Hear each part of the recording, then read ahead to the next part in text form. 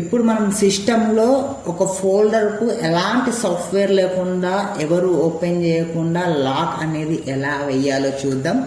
So ముందుగా మన సిస్టంలో ఉన్న ఎక్స్ప్లోరర్ ఓపెన్ చేశాను. సో ఇక్కడ డి డ్రైవ్లోకి వెళ్తున్నాను. సో ఇక్కడ నాకు institute files, new folder, softwares అని 3 ఫోల్డర్లు ఉన్నాయి. ఇక్కడ నేను న్యూ ఫోల్డర్ అనే ఫోల్డర్కు ఇప్పుడు నేను ఇక్కడ ఓపెన్ చేస్తున్నాను. దీనికి లాక్ ఏం లేదు.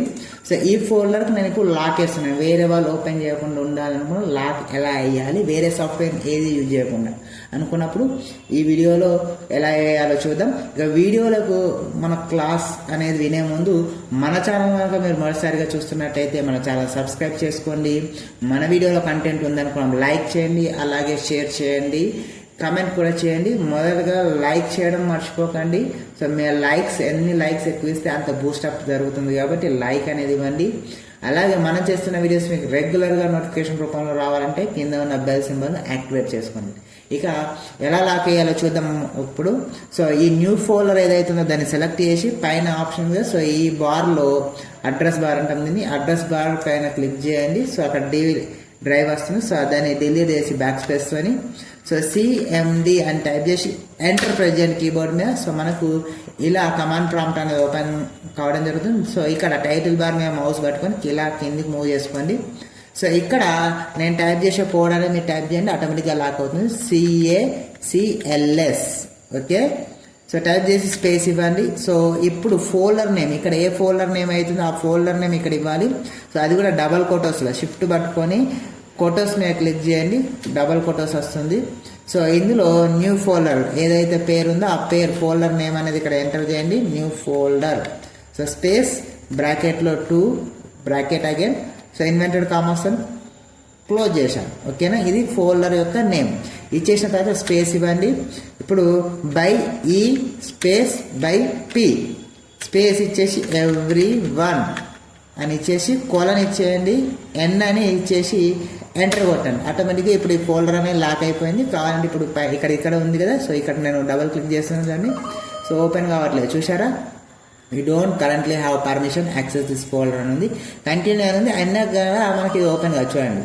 సో సెక్యూరిటీ ట్యాబ్కి వెళ్ళండి అని చెప్తుంది, యాక్సెస్ చేయలేము అని చెప్తుంది. ఓకేనా, సో అలా.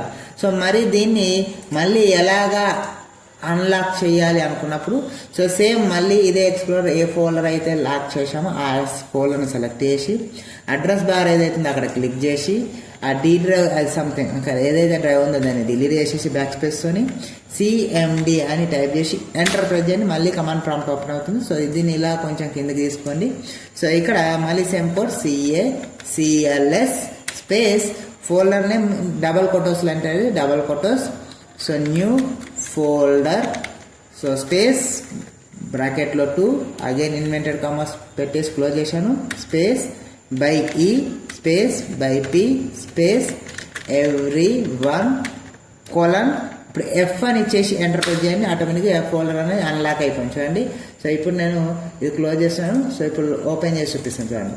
చూసారా, ఇప్పుడు ఇలా మనం ఒక ఫోల్డర్ని ఎలాంటి సాఫ్ట్వేర్ లేకుండా ఈజీగా లాక్ చేసుకోవచ్చు, అన్లాక్ చేసుకోవచ్చు. ఓకేనా, ఈ విధంగా మనం ఫోల్డర్ చూసాం. మళ్ళీ ఒకసారి చూద్దాం. సో పక్కన ఉన్న సాఫ్ట్వేర్ని క్లిక్ చేస్తున్నాను.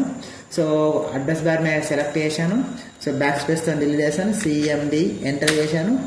సో ఓపెన్ అయింది కమాండ్ ప్రాంప్ట్. ఇక్కడ CACLS space invented commerce softwares double quotes space by E space by P space everyone colon N enter కొట్టండి. ఓకేనా, సో ఇప్పుడు డబల్ క్లిక్ చేసిన ఓపెన్ చేసాను. చూసాను ఓపెన్ కాలేదు రైట్.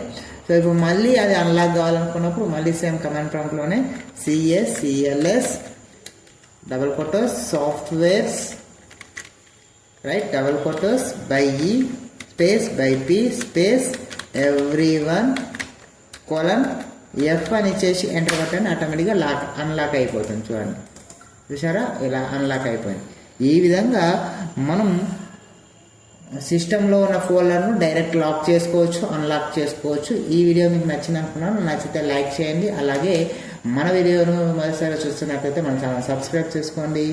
అలాగే పక్కన ఉన్న గంట సింబల్ను సెలెక్ట్ చేసుకోండి.